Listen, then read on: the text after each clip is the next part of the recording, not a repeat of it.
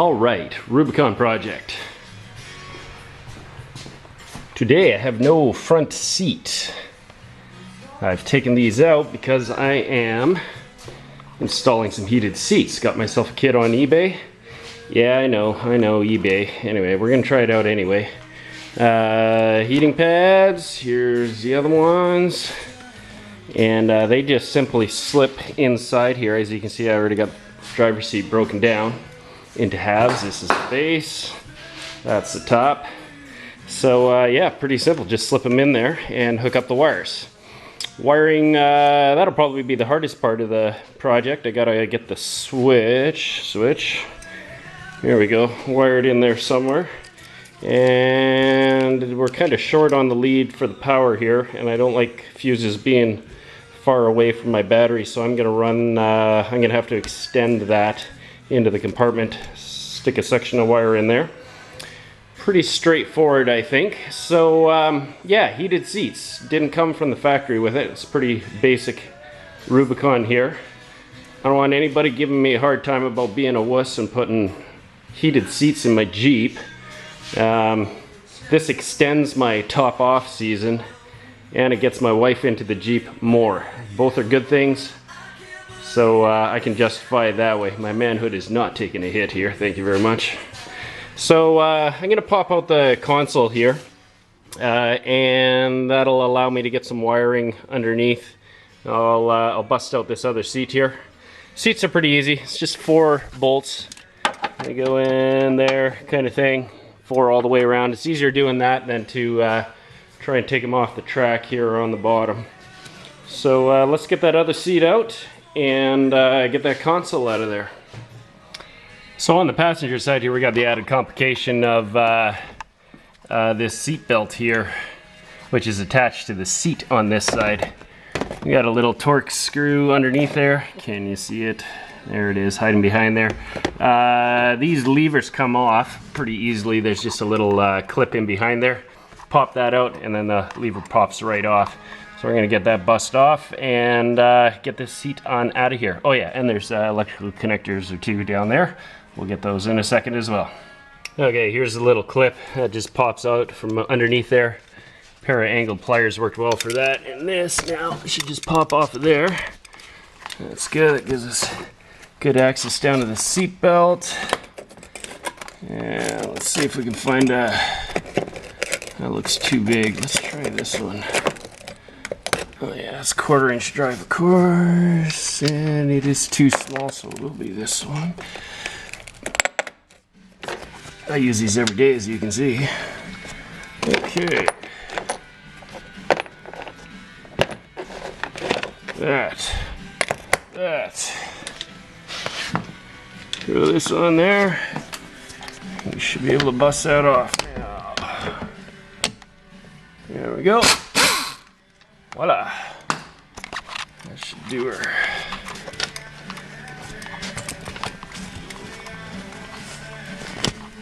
There we go. Seatbelt off. Now this thing should be all free with the exception of those wires that I got to detach, and we'll pop this thing out. Okay, we got both seats out. Excuse the mess and the rest in here. So it's sitting over there. Just got to strip off the seat covers and break the back off. Back's pretty easy. It's just a pair of bolts either side, here and here.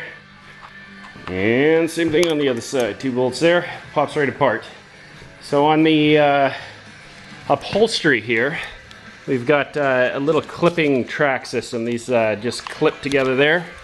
And on the lower section here, we've got this section, which just hooks into the back of the frame of the seat right there.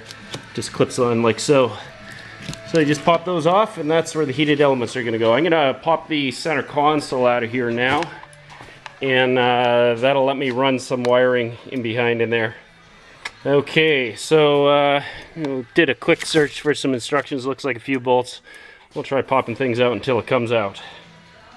Alright, for location, this is this switch here. Kind of looked at my options for where I wanted to place this, and I think I've decided I'm going to throw it right in here. like so. I went for the nifty little rotary switch looking kind of thing. Figured that was the best option. There are places up here on the dash to put it, but I have those places allotted already for other switches that I want to put in here yet. So one of the few remaining places I got left is right here. So I checked things out underneath. Looks like we got clearance down there, and that should just pop through once I cut myself a hole. So let's figure out how we're going to cut a hole. Okay, with a little bit of math here, got my switch and placement figured out here. The switch is 1.6, or rather 0.900 by 1.6 inches. And I've kind of plotted out the space there. We got about 2.39 by 3.64. So you just do a little math, subtract it off, center it up evenly. 1.37 is my offset from the sides in, and that'll place it centered. So grab the dial calipers, digital calipers I guess, and my trusty little square. Happens to be all I have in the shop right now that's small. I also have this nice lens cap that's dangling in my way as I'm trying to video.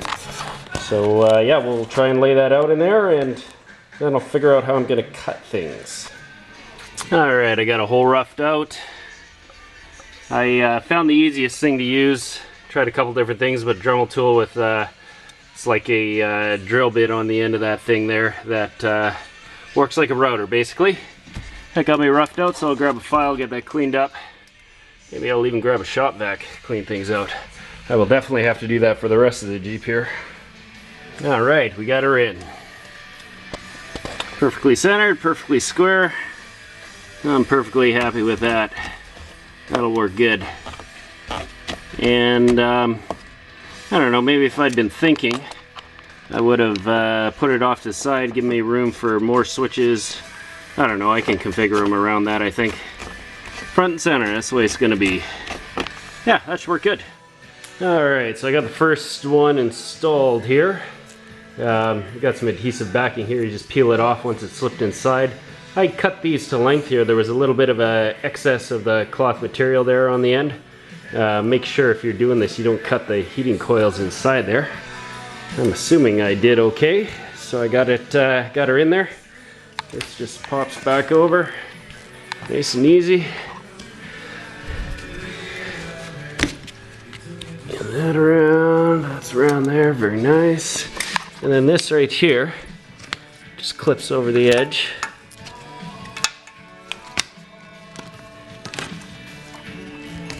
There we go, and we got a wire hanging out. Okay, last night my batteries died on my camera, so you missed all the excitement of me breaking off a couple of bolts in the seat. That would be these bolts in here. I think it was this seat actually. Yep. So these things were heavily Loctited. I just took them out, tried spinning them back in, and bang, broke one. Went and tightened up the other one, did the same thing there, bang, broke them. So I had a lot of fun drilling out bolts and easy outing them.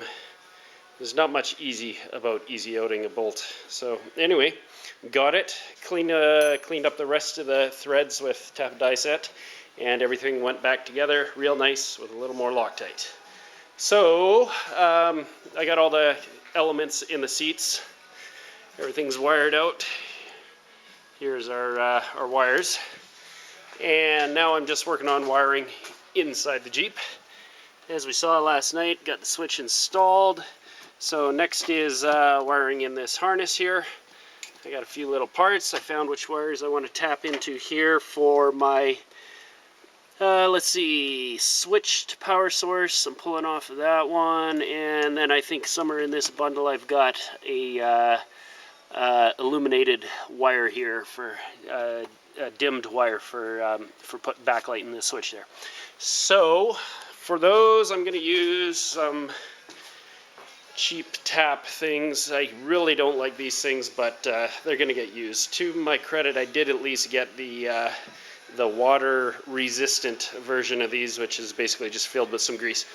I figure that's not too bad. It's inside the vehicle. I would never use these in an exterior application. They're kind of lousy, but this is just picking up a couple wires just for triggering and backlighting, so I'm not too worried about it. I think in the process here, I'm going to also run some future power, seeing as there's a relay there already, which basically turns on when the ignition switch is turned on. Now, that's included in the wiring harness, which is kind of nice. So I'm going to pull off of there, add an extra lead off. I think one of these days I'm going to throw some heating elements in behind my mirrors there. So I'll pre-plan for that. And if I need, I got it in the dash pre-set up in here. I'll have wires ready and waiting to go. So that's it for right now. Let's get to work. All right, so I think I got things together here now. Got my wires running. This is a power line that I ran back from the engine compartment. You'll see they got a fuse here, which is kind of dumb because it's at the wrong end of your wire. You want that fuse as close to the battery as possible, because right now this whole wire would otherwise be unprotected by fuse. Fortunately, I have already a little power distribution block, a little fuse block under the hood, and that's where this is coming from. So this wire is in fact fused, which makes this kind of redundant. Gonna leave it in there anyway, because down the road here, I think I'll probably run this into a little power distribution block that I'll put behind the dash here to run other stuff off of as well. So that'll isolate, that fuse there will isolate the power seats, heated seats I should say. So these connectors, I got them crimped and soldered and heat shrunk, and it's looking pretty good. I'll just throw a little bit of tape on that to finalize it off. I found switched power here off the cigarette lighter, and I found an illuminated wire going to the little HVAC controls there. So I tapped into those, and I'll throw some tape around that too, I think here. Like I said, I really don't like these little tap connectors, but it is in a pretty isolated, controlled environment. It's not subject to a heck of a lot of vibration or water. So yeah, we're gonna run with that. So I'll just get things cleaned up here, tucked away. But so far, turn on the key here. These work. Turn it on. Appear to have power going through. I can hear the relay click when I turn them on and off. So that's good. And if I turn on my headlights here, the little seats laid up there, so I can see where they are in the dark. Turns them off and turns them off. Right on. So everything appears to be working. I just gotta put some seats in here, hook everything up, and see if my bum gets warm. Okay, man, got her all together. Took her for a little test drive, and everything works out just fine. The seats are warm and toasty, although the neoprene seat cover is definitely insulated a little bit. Takes a little while for the heat to get through, but it is quite definitely there. So I think I'm going to enjoy that, and more importantly, I think my wife's going to enjoy it.